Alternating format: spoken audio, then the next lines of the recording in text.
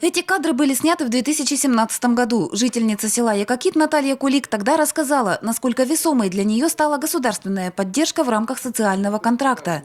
Эта мера реализуется в Якутии более 10 лет. С прошлого года направления по предоставлению безвозмездной помощи в целях выхода из кризисной ситуации были расширены.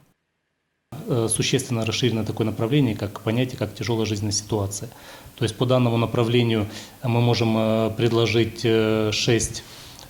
порядка 7 направлений социальных пакетов. Такие, например, как точка опоры, это для семей, находящихся в социально опасном положении.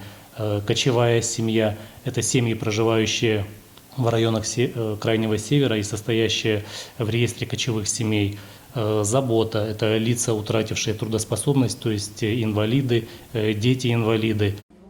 На государственную поддержку в рамках социального контракта теперь могут рассчитывать семьи с детьми, дети, оставшиеся без попечения родителей, пожилые граждане, жертвы домашнего насилия, лица без определенного места жительства и люди, вернувшиеся из мест лишения свободы.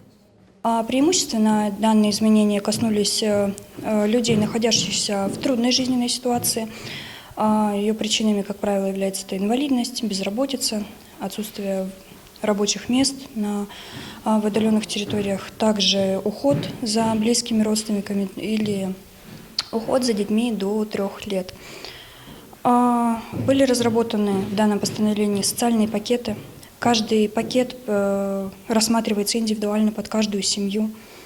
Механизм предоставления адресной помощи по новым направлениям изменений не претерпел. В органы соцзащиты гражданин должен представить план по выходу из кризиса. По результатам его рассмотрения будет утверждена сумма. В обязательном порядке получатель должен отчитаться об освоении финансов. На наш район в этом году запланировано выделение по мерам соцподдержки, именно направлено на заключение социальных контрактов, порядка 8 миллионов 406 тысяч рублей.